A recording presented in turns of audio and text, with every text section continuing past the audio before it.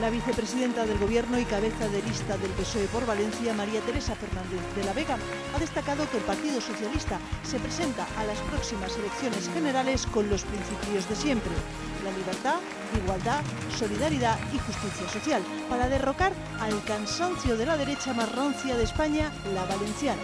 De la Vega ha asegurado que los socialistas van a ganar porque Valencia se merece más. Por eso se ha comprometido a dejarse la piel. Esa es nuestra tarjeta de presentación. Todo eso y mucho más es lo que merecéis los valencianos. Y vamos a trabajar para lograrlo. Voy a trabajar para conseguirlo. Me voy a dejar la piel y os doy mi palabra de que lo vamos a conseguir. Entre todos.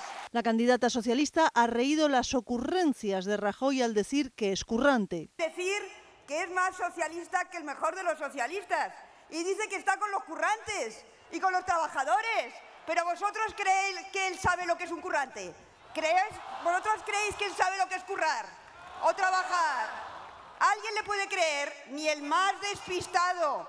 ¿Y sabéis por qué? Porque la gente los conoce, la gente lo conoce.